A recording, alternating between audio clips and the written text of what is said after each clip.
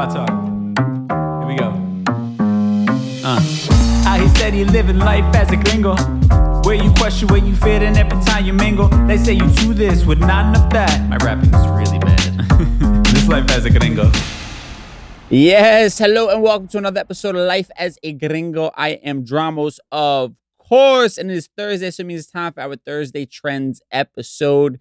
And my guest on the show today is our resident attorney, former congressional candidate, and anti-money laundering specialist, my guy, Hector Oseguera. How you feeling, my bro? Feeling good, man. Good to be with you. Appreciate you, man. Well, listen, whenever we have you on the show, it's generally because some shit has hit the fan, legally speaking, and that has happened in a very large way. So we're going to talk about these new charges that have been brought against Donald Trump, second time this month that he has been indicted, and these are some big boy charges here. So we're going to talk about that, all that's going on in the state of Georgia in regards to Donald Trump and possibly what this means for his future as far as holding office or what it doesn't mean. We'll also talk about, man, that tragic story of the soldier Vanessa Guillen who was murdered in 2020. Finally, some sort of justice has been brought as one of the accomplices, or the accomplice, I should say, finally got sentenced. So we'll talk about that. And then on the positive side of things, man, we have some positivity out of Cuba. You have in the Little League World Series, a really beautiful story of some kids from Cuba getting to get out here and compete. And maybe, who knows, a sign of times changing a little bit. So we'll talk about that. But first and foremost, let's just dive into this nonsense, man, this BS, the heavy stuff, in a segment we call For the People in the Back. Say it louder for the people in the back.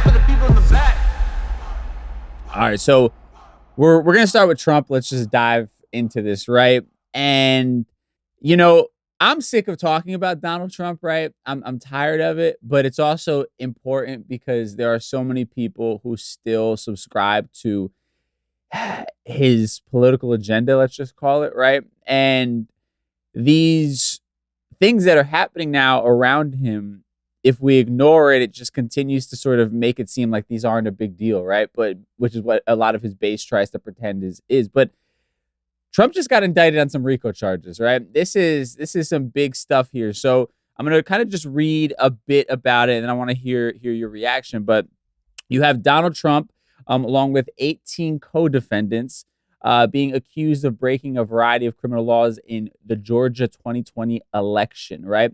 And their ties, as far as what brings them all together here in the misconduct, is the Racketeer Influence and Corrupt Organization Act, aka RICO, right? So this is all under the RICO Act. It's a historic 41-count indictment, which is insane. It accuses Trump and the other defendants of being a part of a broad conspiracy to overturn the 2020 election result in Georgia. 13 of those 41 charges against Donald Trump himself. They detail the lies that the former president and his co-defendants told the public about fraud to try and keep him in power. It also doesn't hold back from charging Trump's attorneys and inner circle with crimes for coordinating a plan to create a slate of fake electors to stop Congress from counting votes. Just try and stop Congress from collecting votes, which just sounds insane. And I'm going to read just a couple bit more of what this whole story is, because they say that the story, according to the indictment, began the morning after the election in 2020. Speaking at the White House, Trump lied about the election results as votes were still being counted. Trump claimed there was, quote, fraud on the American public and said, frankly, we did win this election. He said the speech is Act 1 in the indictment, the start of the conspiracy to keep Donald Trump in power. The indictment goes on to do something extraordinary. It translates lies that Rudy Giuliani and Sidney Powell told about the election into criminal acts when Giuliani and Powell falsely claimed fraud at a press conference, which I'm pretty sure this is one where Giuliani was just sweating his hair grease out. And this was at the press conference at the Republican National Committee headquarters, furthering the criminal conspiracy. When Giuliani appeared at a Georgia legislative hearing and lied about fraudulent ballots about being cast, he made false statements. That's a crime in Georgia, according to the indictment. Last thing I'll read on that, it says, in one of the more significant sections, the indictment also brings criminal charges against two people who sought to intimidate and harass Ruby Freeman and Shay Moss, who were two Fulton County election workers who were at the center of the false claims of fraud amplified by Giuliani.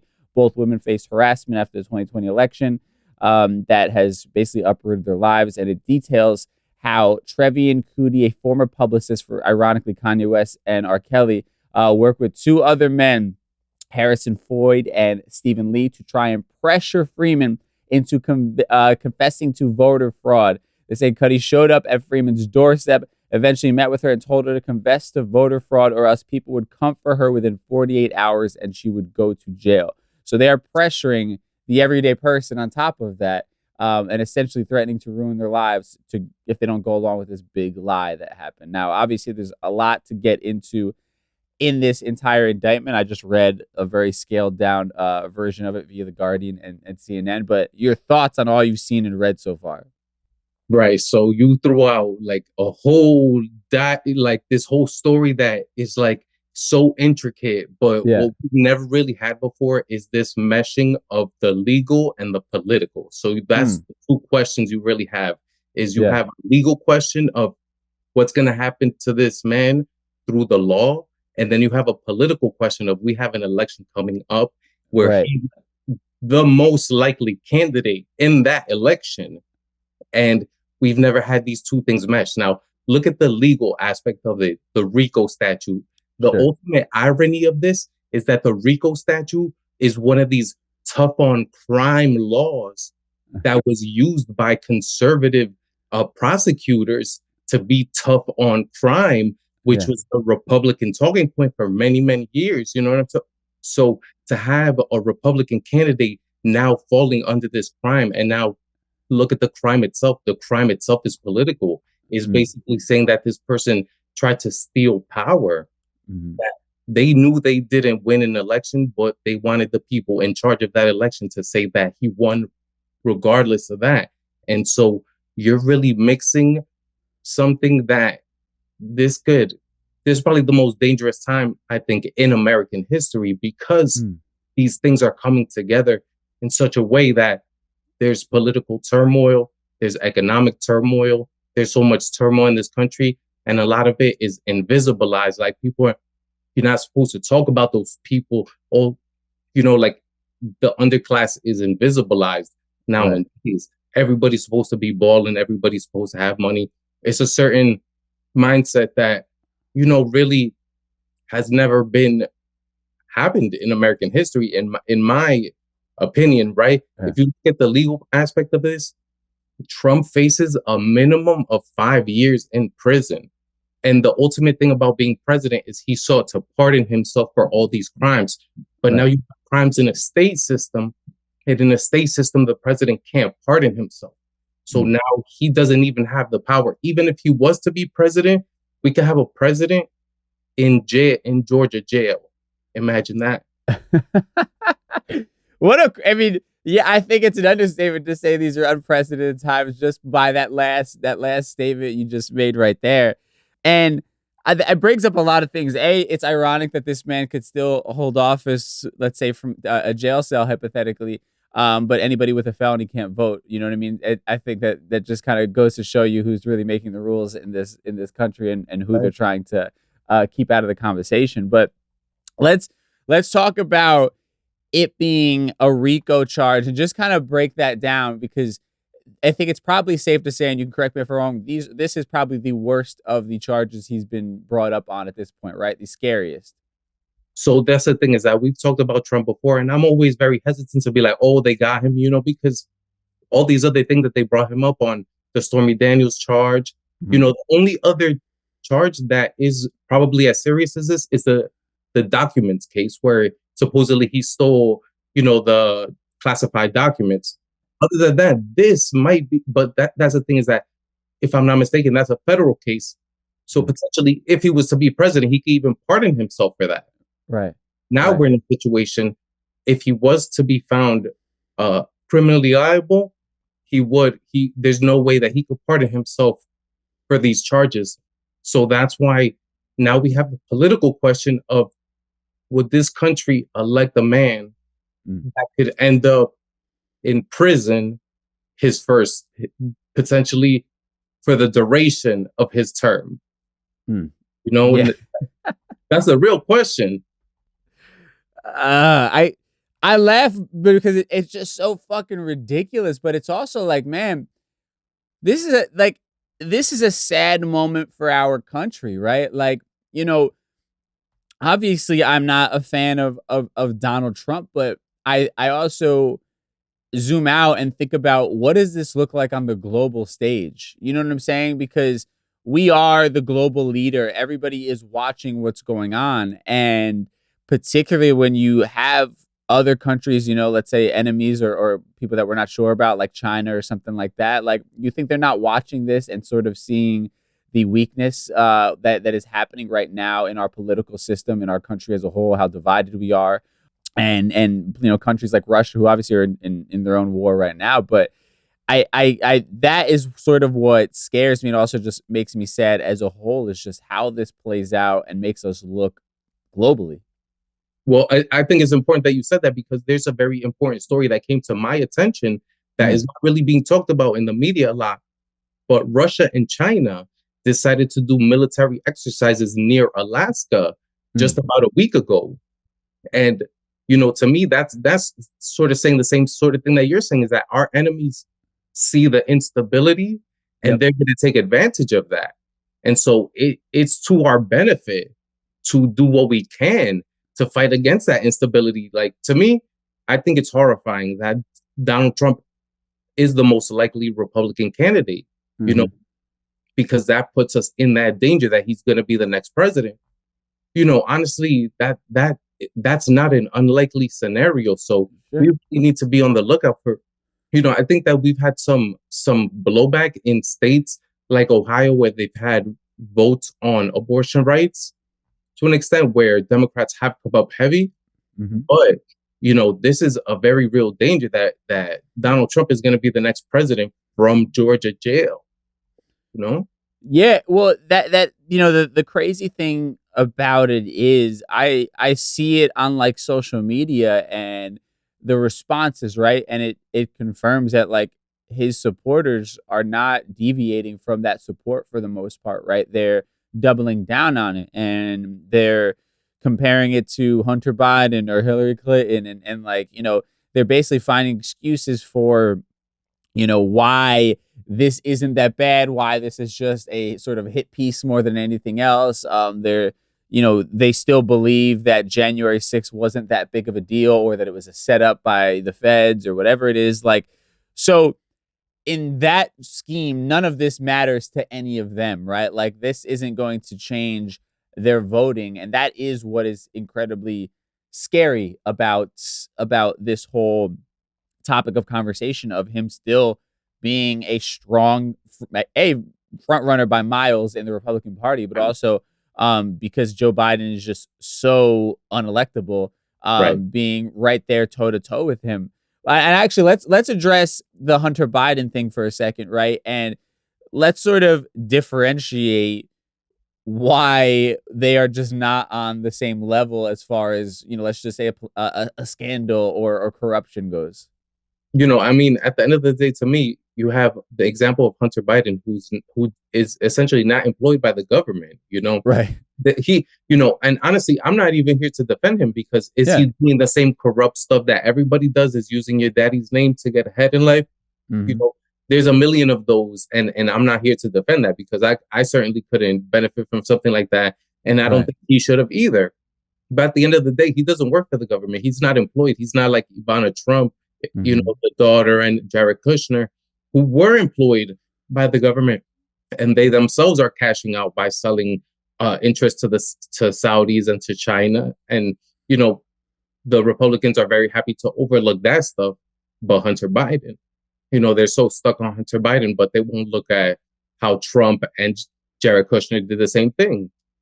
Yeah, and I think, you know, from people I've talked to, for the most part, who are, let's say, left leaning, we're kind of on the same page. Like, if the dude did something wrong, I'm not going to like shed a tear if he goes to jail. You know what I'm saying? I'm not sitting here defending Hunter Biden with my last dying breath. But the difference is that the MAGA supporters are supporting Donald Trump with their and are literally like making excuses for every last thing. Like if Hunter Biden goes to jail, listen, I'm sure it's a sad day. Yeah, it's a sad day for his family, but that don't change nothing for me. Like let him go to jail if he did something wrong. And it should be the same mindset when it comes to Donald Trump, but instead it's like we just keep finding excuses to excuse these things. And what is wild when you read this stuff, and again, I always say this, it's not surprising, but when you just see it in writing, it is a little bit like, it hits you a little bit differently. It's like these people were okay with destroying regular people's lives just to make this thing, that make this big lie, come true for themselves, right? Just to maintain power. And like that's just a level of evil and a lack of morality that this person should never be involved in any sort of public office, because they literally are willing to step on the very people who support them if it means that they get to keep sort of squeezing at the power teat, if you will. So you're talking about in the 14th Amendment how it says there's a clause that says that people who have rebelled against the government can't be up for election. And, those words, unfortunately, have never been tested in court. So there's no law behind that specifically statute that sort of makes that in effect. There are certain states like South Carolina that actually does have a law that you can invalidate somebody for office if they did do something like an insurrection. But in again, we're talking about Donald Trump. In federal law, this has never been tested. Nobody has ever done anything like this. And so there's not really a law behind that to punish what he did or to invalidate him. The people have talked about that, certainly because of January 6th. Unfortunately, we're in so much untested ground. Like we, once again. Yeah, it's That is what is going to be interesting, right? Because so a lot of these things that people are basically now saying can he still run for office and hold office and all these things, and we've kind of been touching on it back and forth, and that is one of the arguments people say that they can sort of implement the 14th Amendment. But as you said, it's never been done. The founding fathers never envisioned a situation like this happening where they would have to put some sort of clause in the Constitution about a former president being brought up on federal charges or whatever it is, right? Right. And that is what is going to be scary, is because, as you know, law is really who makes the more convincing argument in the courtroom, essentially, right? It's not a black and white thing. It can really go in either direction depending on what angle each particular side decides to take, right? And what they sort of reference. And something like this, I'm assuming, would probably end up in the Supreme Court, right? And then we've seen kind of how they've been voting, and they're stacked as far as Trump supporters go. So really, would you be like, would any of us expect that they would come back and say, yeah, he shouldn't be holding office according to this argument? Right. No, very unlikely. Very, very unlikely. And there's almost no chance that something like that would go to the Supreme Court before the election, right? So we're on an even tighter timeline. These court cases usually drag out for several years before, the Supreme Court actually, renders a decision and it comes out in season. So, I think it would be very, very unlikely that even if they got the decision, which would very unlikely to be a favorable one or something that would invalidate him from this, I don't think we're even within that timeline. Yeah, I mean, well, so let's like just, if obviously none of us have a magic 8-ball or we don't know the future, but I mean, seeing all that we're seeing with these indictments and these charges, particularly this one that we're talking about, how do you kind of foresee this playing out? How do you think this bodes for Trump, and does it end up? Well, I'm going to pause and say, because in order for these indictments to happen, you actually had to have a grand jury vote on if they thought that there was evidence, right? So that is, as far as like, if you're thinking about the justice system, that is our justice system working, right? Where people are actually seeing the evidence, and even though it's Donald Trump, they're still saying, yeah, I think that this is like a real case that needs to be heard that we think there's enough to convict here, right? But now, again, it plays out in front of another jury. You might have potential MAGA supporters, inside of that jury box, and you're going to have the everyday person that's going to be in court. People are going to have to prove their sides. I mean, how do you see this playing out? Do you think that this really is the thing that will be the nail in the coffin, that he really could end up behind bars? It's very, very likely that this is the most likely one. My fear is that this will make him stronger in the Republican primary. And then he'll basically drag America into like its most dangerous place that we've ever seen before. That's kind of how I see it playing out, is that he is the Republican candidate, and he's under indictment and has all these charges against him. And then, he could be convicted by a jury. I think that there's a point in making these cases heard quickly, because the more it drags out, in some ways, the better it is for him. If these cases were all, taken care of tomorrow, I think that it would be the worst case scenario for Donald Trump. So I think he wants to drag it out. And, unfortunately, these cases don't happen super quickly, but I think that that's how this plays out, is that ultimately we have Donald Trump as an indicted candidate for president of the United States. And that's the craziest scenario. And that's where everything probably goes wrong. I can't wrap my brain around this entire scenario. It just sounds so crazy. And yeah, it's definitely a sad day, right? It's like, you can't even, I don't even feel right gloating about these things, or just like pointing a finger and saying, I told you so, because it's just a sad thing for all of us, regardless of how you slice it. It's not something to be celebrated that it has gone this far. And on top of as far as it's gone, you have elected officials still till this day having their undying support for this person and being too scared to turn their back on him because of what it could mean for their political careers and their own political agenda. And that they're continuing to perpetuate these lies that then are holding the American people, those who have been fooled by it, hostage. You know what I mean? And that's a scary thing to think about. Yeah, definitely, man. I think that honestly, the best case scenario would be that the Republicans sort of like get their brains together and like forget Trump or whatever. That would be a better case scenario. But, I just kind of don't see it going that way, unfortunately. But we'll see when the voting starts. But that would be a better case scenario, that a certain number of Republicans say no. Yeah. Trump, and at the end of the day, they pick somebody else, and hopefully that would be a better case scenario. Yeah, and because the thing is, it's not going to be the people, because my first inclination when you had all these things, I was like, well, the dude's going to be getting hit financially so hard from lawyer fees and things like this. Like, how is he going to be able to also run a campaign? But what you're seeing is he's actually raising more money the more that these things end up happening, right? So this has actually been a positive as far as his small donors go, and them giving their hard-earned money to defend this person, which shows you that their loyalty still lies with him regardless of what's coming out. Absolutely. And that's really the craziest part of this, is that this person who has supposedly billions of dollars is taking millions of dollars from people who have way less than he has. Yeah, and that tells you everything you need to know about him. And unfortunately, I don't get how the everyday person working their 40-hour-a-week job is not thinking the same thing, and not like, why am I donating to this supposed billionaire my hard-earned money? He should be fine, right? But again, that's a part of the even bigger lie that unfortunately has been bestowed upon the American people. So we'll obviously keep following this. It feels like it just keeps getting bigger and bigger. It's going to be really interesting in a very scary way to kind of see where it all ends up.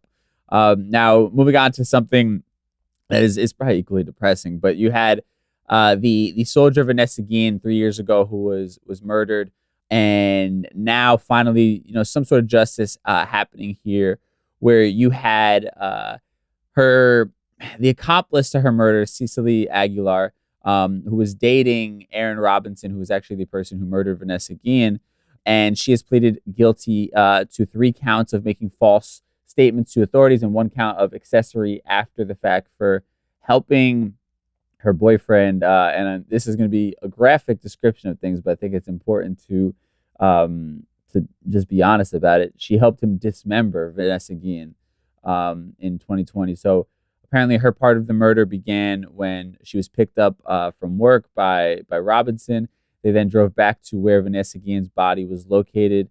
The 2 of them allegedly dismembered Vanessa Guillen and tried to burn her body. According to court records, the 2 of them buried her body in 3 separate spots. And she's, of course, the only one charged with murder because Robinson killed himself before the authorities could apprehend them. This story just like gets worse and worse the more the details come out. It's such a fucking dark, disgusting story. And I guess, at the end of the day, in cases like this one, all you could do is just be happy that the justice system worked to the best of its ability here, right? That's really, I guess, all we could take away from it. And at least the family can walk away feeling some sort of relief that at least, someone involved in this is being held accountable for it. And that means that, her story, Vanessa Guillen's story is not being forgotten or overlooked, I guess. Right. And I think having been to a lot of the events that when people were organizing around Vanessa Guillen's murder, I think that to not forget what happened to her, we have to recognize that this was part of a systemic issue that happens in a lot of places and a lot of the military bases. And there are a lot of stories like hers and a lot of other stories that have come out since Vanessa Guillen. And, we really should look at the pervasive issues that exist in certain institutions that, allow these things to happen and sort of don't, if it wasn't for the people who had organized around her and what happened to Vanessa Guillen, it's possible to think that this is a story that might have been swept out under the rug and that people might not really have known too much about. But, at Fort Hood itself, there have been many, many stories like hers. And, this is something that I think people really need to understand is a pervasive issue in a lot of institutions. And we need to protect the women that exist in these institutions and be there to protect them and make sure that things like this don't even happen. Yeah, no, and I that's a great point. And it's similar to kind of the George Floyd thing, had these stories not become kind of viral, interests during that time, who knows how it would have played out as far as any sort of accountability goes, right?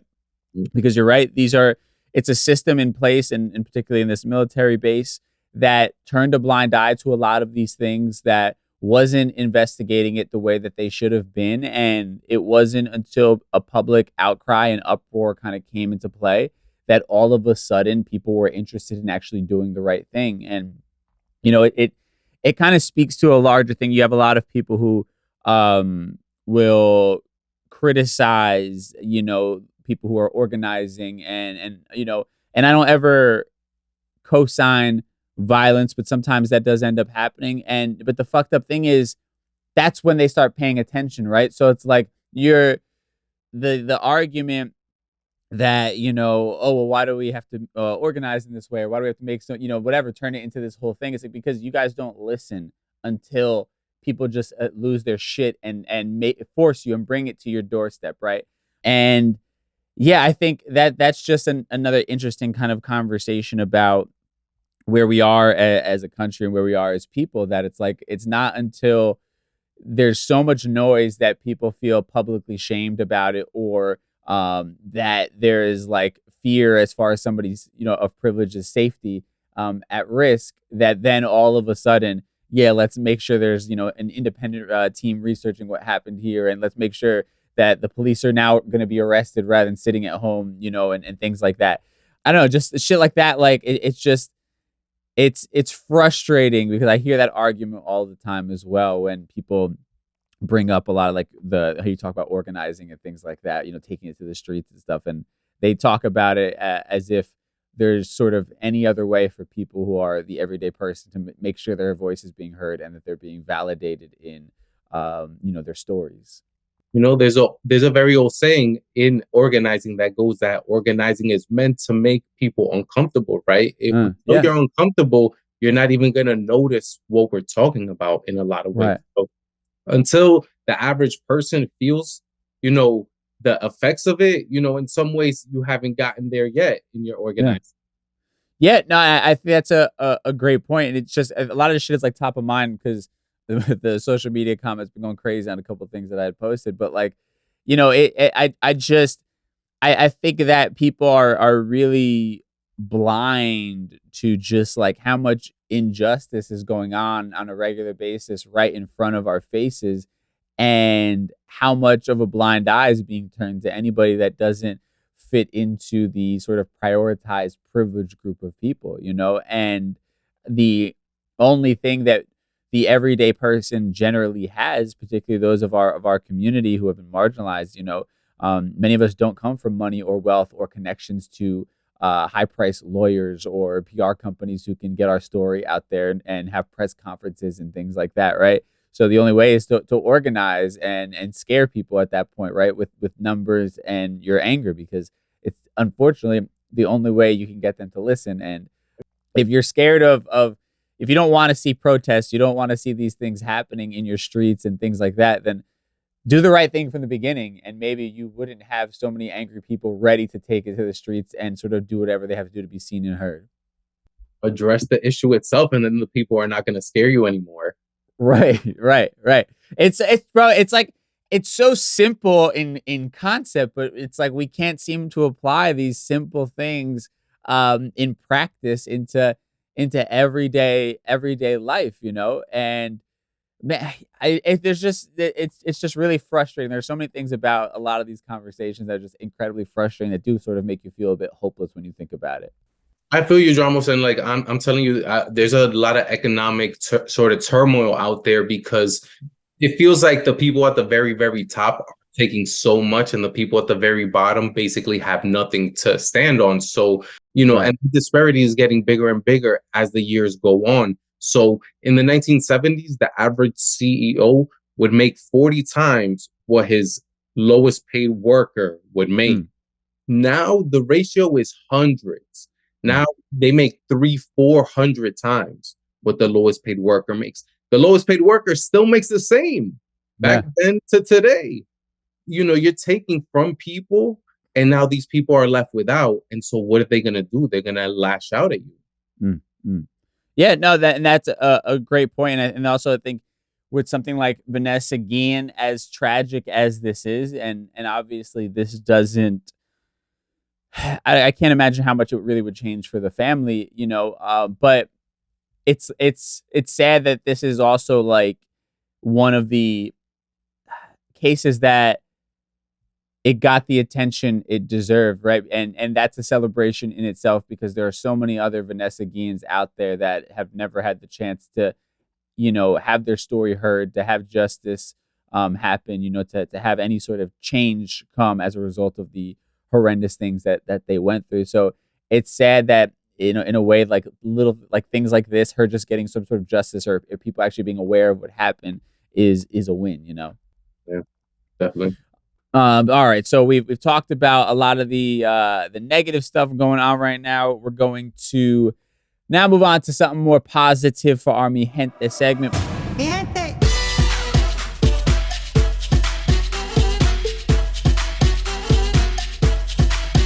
All right, so we've been on some heavy shit today. So we're gonna lighten things up a bit here. Talk about some kids from Cuba, and the Cuban team in the Little League World Series is actually going to be coming over here for the first time, which is a beautiful thing. Cuba is going to have a team in the Little League World Series here in the States. So Little League expanded from 16 teams to 20 teams in 2022, part of which meant adding Puerto Rico, Panama, and Cuba in a rotation where each region gets an automatic berth for a team in the tournament 2 out of every 3 years. Now they talk about how Cold War tensions kept Cuba out of the Little League World Series for decades. And when Little League officials reached out more recently, the Cubans responded by bringing about 700 teams under the banner of Little League. And even though you think about the fact that like Havana and Miami are just 228 miles apart, this is the first time the Cuban players and coaches will ever set foot on U.S. soil, which I'm sure is a big deal for those kids and their families and all those things, but this is also, little things like this are a big moment, I think, for humanity in general, right? Because, you think about the people of Cuba and how they've been sort of cut off from the outside world for so long as a result of their leadership, right? Which is incredibly sad, and even things like media, when you hear about how it's distributed out there, where it's basically like you have a plug out there who has a USB stick that is then going to finds a way to share it with all the people who want it out there. And that's the only way they're getting, music from the outside world or movies or television shows. It makes you really kind of put in perspective just how cut off they are from experiencing life itself, right? And to be able to see kids like that growing up in those circumstances now have the opportunity to really experience something that probably, their families haven't even gotten a chance to, their parents and things like that. It's definitely a heartwarming kind of story for sure. Yeah, man, it really is beautiful to see people, like transcend barriers, like these barriers that we put up as people that are like really so artificial. And like you said, it's like when you cut people off from certain things, you're basically cutting them off from experiences and from being able to see what's out there. And, there's no greater sin than to like deny somebody the opportunity to see something new or to travel and to experience new things. So I think it is beautiful to have them come over here. Einstein has this saying that's attributed to him that says that insanity is doing the same thing over and over and over and expecting a different result. And America has had this embargo on Cuba now for basically 70 years. You're in my lifetime put together, and nothing has changed. So, I think doing things like this that break down those barriers, those are positive things, and we should strive to do a lot more of that and to break down as many artificial barriers as we have between us as we possibly can. Because, again, we just open ourselves up to new experiences and to new things in this world, and that's ultimately a very beautiful thing. Yeah, and again, I think it also speaks to much of what we've been talking about, like the everyday person from Cuba, especially these kids or anybody, like you said, in our age group or older even, like they weren't even around for when all of this shit was going down, but B, these people's lives have been flipped upside down, or the potential lives they could have lived are completely in a different direction, just based upon some people who are holding office and who are in political power, right? And when you think about it in that way, it's really, really sad that these people's experiences are what they are, just based around some power-hungry individuals who were holding office at a particular time in history. Yeah, and ultimately, at the end of the day, we're always dealing with the history of how people came here and the authoritarian systems that have existed across the world and the things that America has done across the world that have driven people here. But once people show that desire to be free or to move around, I feel like we as humanity should learn to accept that and to not treat people any differently when they come to your country as you treat somebody who's a native born. Like that's ultimately what we should strive for, is to when we see these people coming to America or to any country and they're looking for a better life, we should be accepting of that. We should be nurturing of that. We should not be treating them any other way. So because there's so many things that in this world, like, people run from in their native countries, terrorism, whether it be authoritarianism. But when they come here, they also face other challenges, and we should look to take those down.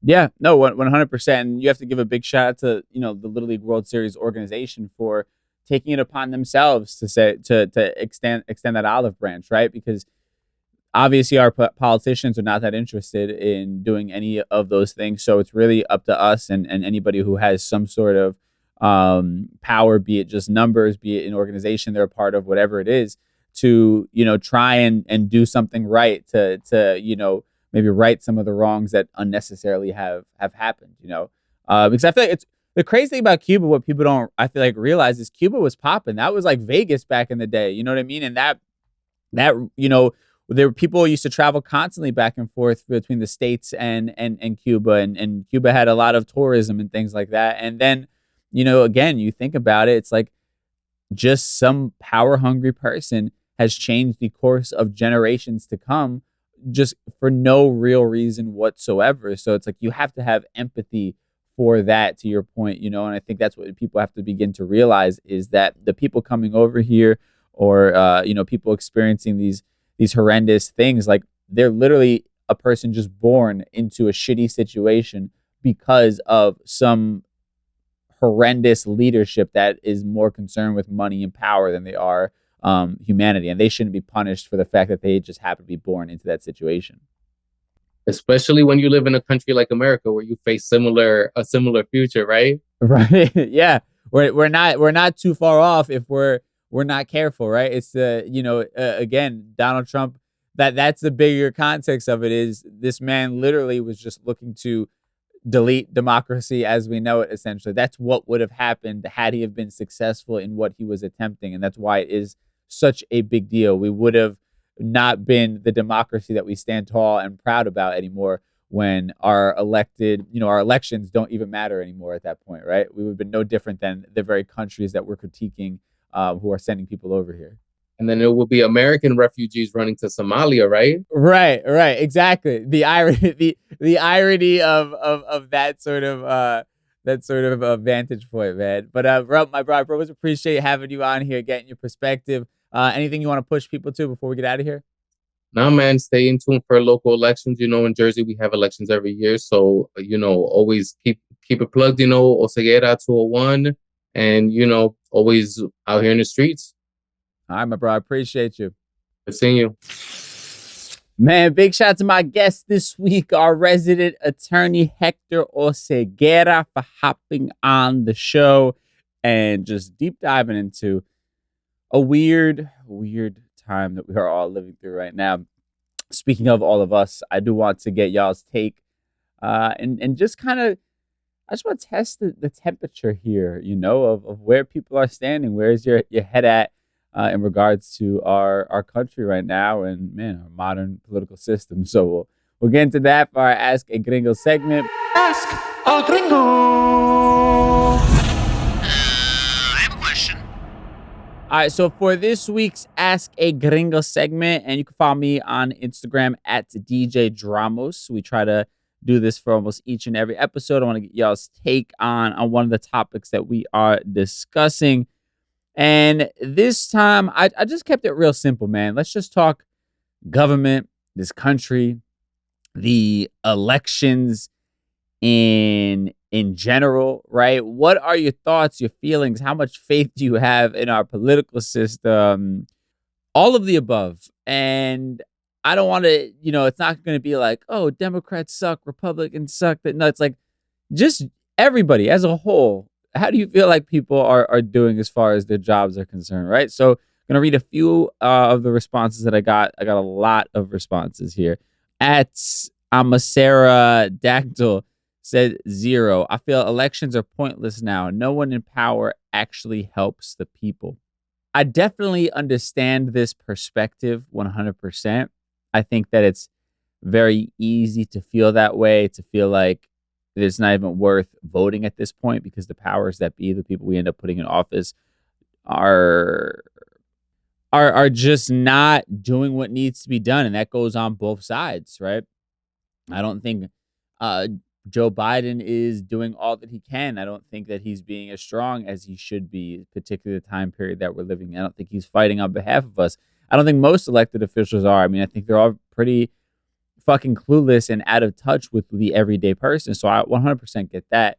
I think the problem is, though, if we allow ourselves to be that apathetic, allow ourselves to not show up, it just opens the floodgates for more and more random assholes to show up and decide that they want to hold public office and not do anything to actually help the people, right? So we can't allow ourselves to be put in a state of I don't know, where we just fucking give up, right? I think that's definitely not going to be the scenario that gets us where we want to be. Let's see, at DJ McReek, says, as much as my soul is telling me don't support Mango Mussolini for how he treated our people, I generally don't see a better alternative as a business owner, and that breaks my fucking heart. And I get certain aspects of this. I think there are certain things, like Biden has implemented like a new new policy under the IRS where they now look into payments received via like things like Cash App and Venmo and PayPal. I believe it's anything over $600, if I'm not mistaken. And that affects a lot of small businesses, or a lot of my DJ friends, who are getting payments from venues or clubs or promoters via these types of payments. And, it's digging a hole into, the money that they are making, and I get that sucks. That doesn't feel great, but I also think the reality is these tax breaks that were happening, quote unquote, under Donald Trump, this was a temporary sort of facade, and it just kind of goes back to then the rich people getting the tax breaks and the middle class no longer receiving those breaks, if you really look up how it was formulated. The greater sort of, I guess, conversation happening, is if you're choosing essentially your money over the future of this country. And I think that, and this isn't a judgment, by the way, I'm just having a conversation, but I think even, let's just say Donald Trump was giving the greatest tax breaks ever, and whatever it might be, but still was basically trying to destroy democracy as we know it. Those tax breaks don't really mean much if we don't actually have a country to come back to, right? If we don't have a country to stand on, if foreign, businesses, countries no longer want to deal with us because of a dictator in power, right? If our economy crumbles because of something like this, none of those tax breaks matter at the end of the day, right? So while I think it's unfortunate that we would see all that Donald Trump does and still feel like there's reasons to support him, I think we have to think of the bigger picture at the end of the day rather than the short-term gain. And listen, I don't want to be paying taxes any more than the next person, but at the same time, taxes are what funds everything that we do, right? I like not having to think about my garbage and what happens to it, right? I drop it off at the curb and next thing you know, it's gone. Just, things to consider when, we're talking about not making short-term decisions, decisions based upon short-term positives, and then we actually just don't have a world that exists anymore, essentially, as we know it, because of those short-term decisions. And let's see, last one we have here. It's anonymous. They say, cynical. My anonymous thoughts this week. That's what happens when you work in federal government contracting and you see the money behind the politics, the bids and procedures of exactly where the funds are used. The system feels rigged, and it's really unfortunate because even under the disguise of, quote, good being done, if you read deeper, there's always a connection of someone else being paid in the background that's getting rich off the backs of misfortunes of others. Example, the disasters in Maui spun up work for FEMA that we contracted, and yet I'm more concerned about the residents of the island being silenced because they aren't receiving the direct aid that's going to government officials and contractors picking up the, quote, work to rebuild and buy land locals can't afford to rebuild themselves. Anywho, don't get me started. Yeah, I think I appreciate you sharing that. That is the dark part about politics in general, is the amount of money that is needed to do so. But then at the same time, the sort of, any advancements we're seeing, or like they said, if a disaster happens in a place, it's disaster capitalism oftentimes, because then you have every contractor bidding to get that work, right? And as I said, we saw this happen in Puerto Rico, where many people couldn't even afford to repair their homes, and ended up losing their land. And that's why you have all these people gentrifying it, buying up cheap land, and displacing people on the island. And unfortunately, that is sort of at the hands of the government, and the sort of money that's being exchanged behind the scenes under the guise of something, positive, like we're being helped, people are being helped with disaster relief and all these different things. And that even just goes in like small town politics, or even big city, when you have contractors or developers building in areas, like they're paying money to get these projects approved and these permits and all these different things. And there's dinners happening and there's this and that. And it's really disheartening when you sort of think about how at the forefront of everything that is going on in our lives and in the world around us, it's money over people always, right? That at the end of the day, there's going to be an exchange of money, even just for something as simple as running for office. You have to raise X amount of dollars, right? So the fact that to get on the debate stage, you have to have raised X amount of dollars, it's setting us up for people sort of doing whatever they have to do and whatever sort of behind the scenes handshakes that they have to commit to in order to get that money so they can get up on that stage, right? And that's just a fucked way to sort of do this whole system, because it allows people to be susceptible to corruption, right? At the end of the day, and having to feel like they have to sort of sell themselves a bit, even just to be able to run for office, to have that privilege, right? And I get that you want to weed out people who are serious from those who aren't, but when money is sort of the root of how we're sort of facilitating or navigating who's a serious candidate or not, you're setting yourself up for disaster, and somebody having to make some promises to maybe some people who don't have the best interests of the everyday person at mind, just because they need their money, right? And money makes the world go round. It makes people do a lot of weird shit. So I get it. I understand the sort of just general, I feel like, apathy in our current political system. But we can't give up at the end of the day. And hopefully, all that we're seeing with someone like Donald Trump, and hopefully some accountability, it begins to maybe sort of rewrite some of the wrongs or scare people from the fuckery, or unplug from fucking, whatever psychotic thing is sort of keeping them obsessed with this human being. Like, we just need a reset, and maybe someone like him being found accountable on a large scale level, like RICO charges, could be that reset that we need, that begins to sort of change the current perspective of a lot of people in office. And also, again, us not voting doesn't help at the end of the day, right? If we just have to do a better job of researching candidates and supporting the candidates who are actually trying to make change, right? The younger generation, I feel like, that's coming in is really active in trying to make some sort of change, and we just gotta support every which way that we can.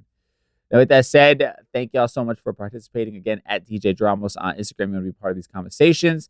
And now let's tie everything we talked about today in a neat little bow in a segment we call Conclusion Stew. Time for Conclusion Stew. All right, so I'm gonna keep this extremely short as far as Conclusion Stew goes, because this is just really fucking depressing. Trump indicted on RICO charges. It's a serious thing. I'm not gloating. I'm not like got him type of energy. I'm not. This isn't a joke. This is our former president, who literally has a significant amount of evidence alleging that he was willing to destroy our democracy just so he can stay in power, and everybody around him was complicit in it. That is, in a nutshell, the current state of our political system that we exist in right now, and the fact that current sitting, politicians, congressmen are still supporting him in the big lie with all of this evidence, again, shows you where we are. And unfortunately, we don't have leadership in place right now in the form of Joe Biden, who I think is a strong enough voice to kind of right this ship right now. And unfortunately, in 2024, it's going to be a rematch of these old dudes, and one of which is possibly going to be a convicted criminal at that point. It's just it's a dark time for our country, but we kind of just got to take the lesser of the two evils and sort of just sail through these choppy waters and try to make it on the other side. Now, when it comes to Vanessa Guillen and one of the people involved in her murder, at least after the fact, it's great to see some sort of justice being had. I think the sad thing, like we were talking about with Hector, is how many of these stories have gone unreported, be it on a national level or we're sort of just silenced by the powers that be at these military bases, and hopefully something like Vanessa Guillen will deter, others from staying quiet or not giving the attention to reports of harassment as they should, right? Hopefully seeing the national attention that Vanessa Guillen's murder and her story brought to this and the scandal that it brought to that military base, hopefully it begins to deter people from not taking action and to start actually just doing the right thing and being a good person at the end of the day. And of course, I'm sure nothing sort of heals the wound of not having someone you love in your life anymore due to some unnecessary tragedy. But hopefully this brings a little bit of closure to the family that at least somebody's being held accountable for what happened. Now, on the positive side of things, you got to love the Cuban Little League team getting to come over here and enjoying joining on this experience, right? These kids work hard, and I think it's great that the Little League World Series has made it a point to include multiple countries, including Cuba, Puerto Rico, and Panama. But specifically, when you talk about a place like Cuba, where a lot of these people are just cut off from the outside world and living in this life that they didn't sign up for just because of poor leadership, I think it's a beautiful thing that we can kind of come together, even in small ways like this one, and allow people to just live in the humanity and enjoy life a bit, and not be victims of where they were born, right? Which is just a tragedy at the end of the day. And with that said, thank y'all so much for tuning in. Tuesday, we will continue our special on the 4 pillars to conscious living that we've been talking about. We will be getting into community. So I'm excited to bring that to y'all towards the end of the month. I'll confirm the date. We're going to be short one episode this month because I will be just taking a couple weeks off for the holiday and just to end out summer and unplug a little bit. But I'll keep y'all posted on that. Until then, stay safe. Have an amazing weekend. I'll catch you on Tuesday with a brand new episode. Take care. Peace.